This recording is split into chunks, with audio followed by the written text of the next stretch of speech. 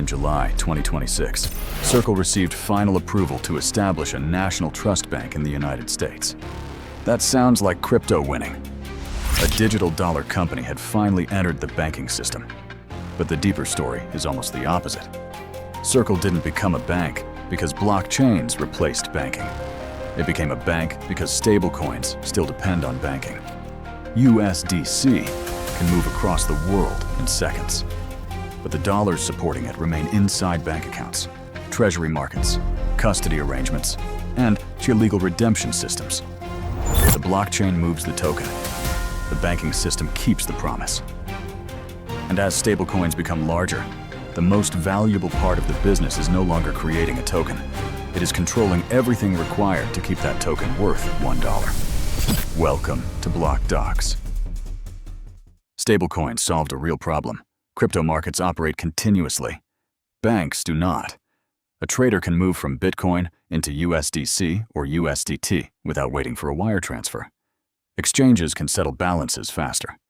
DeFi protocols can use dollars as collateral. People outside the United States can access dollar exposure without opening a US bank account. By 2026, the stablecoin market had grown beyond $300 billion. But stablecoins did not create a new form of neutral money. They exported the US dollar onto public blockchains. The model appears simple. A customer gives the issuer $1. The issuer creates one token. But after that token is issued, the real work begins. The issuer must hold assets that remain safe, liquid, and immediately available when holders want their dollars back. That is what supports the peg. Not the logo, not the smart contract, not the blockchain. The redemption promise. If the market price falls below $1, approved customers can buy the token cheaply and redeem it for a full dollar. That trade pulls the price back toward the peg, but it only works when the issuer can actually deliver the money. A stablecoin is therefore not just a token. It is a redemption machine, and whoever controls that machine controls the system. Stablecoin issuers hold enormous reserves. Much of that money sits in cash, short-term US government debt, and similar highly liquid instruments. Those assets protect the peg. They also generate income. When interest rates are high, billions of dollars in stablecoin reserves can produce billions in interest. The holder owns the token. The issuer owns the yield. This changes the nature of the stablecoin business. Issuing the token may become commoditized. Multiple companies and blockchains can offer a digital dollar, but only a small number of institutions will have the regulatory approval, custody infrastructure, banking relationships, and market trust required to support tens of billions of dollars in circulation. That is why Circle's trust bank charter matters. It moves the company closer to the reserve and custody layer. Circle is not becoming a normal commercial bank. It will not operate like JP Morgan, accepting ordinary deposits and using them to issue consumer loans. The strategic advantage is narrower, but extremely valuable. Federal supervision, institutional custody, reserve infrastructure, direct integration with banks, asset managers, and payment companies. The stablecoin race is no longer only about which token trades on the most exchanges. It is about which issuer becomes trusted enough to operate the dollar infrastructure behind the token.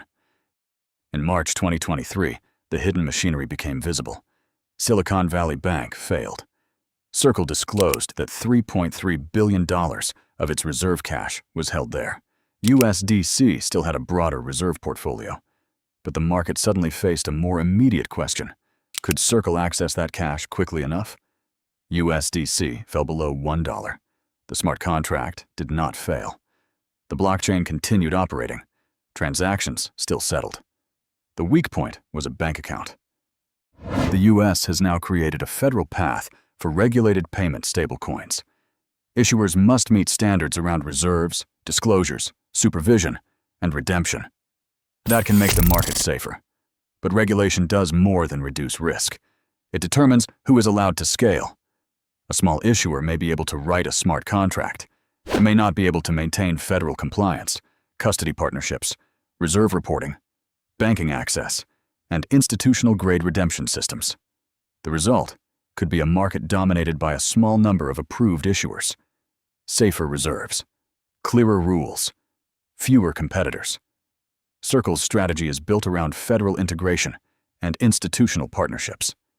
Tether built its dominance through offshore crypto markets, global exchanges, and regions where access to conventional dollars is limited. These are different distribution models, but both still depend on traditional assets, financial counterparties, and confidence in the issuer. Stablecoins may run on open networks. The reserve layer remains controlled. Crypto once promised to remove financial intermediaries. Stablecoins do remove some of them from the user experience. A person can send a dollar token globally without asking multiple correspondent banks to process the payment. But the intermediaries do not disappear. They move deeper into the system. The issuer controls minting and freezing. The custodian controls the reserve assets. Banks control access to fiat settlement. Regulators decide which issuers can operate. Exchanges often control the user's exit. The front end becomes open. The back end becomes institutional. That may be the trade-off required for stablecoins to scale. Algorithmic stablecoins tried to create stability without dependable traditional reserves. Terra USD showed how quickly that model can collapse when confidence disappears. Fiat-backed stablecoins chose another path. They borrow stability from the dollar system, but borrowed stability creates borrowed dependence. So why does every major stablecoin issuer want to become a bank? Because the token is becoming the least defensible part of the business. Tokens can be copied. Blockchains can become faster. Wallets can support multiple digital dollars. The lasting advantage sits beneath them. Circle's trust bank approval does not mean crypto defeated banking. It means the stablecoin industry is being absorbed into a new banking architecture. Stablecoins are not replacing the dollar. They are making the dollar programmable. They are not eliminating banks. They are separating the visible bank account from the invisible banking machinery beneath it. The future of money may move across public blockchains, but the power will belong to whoever controls the bridge back to $1.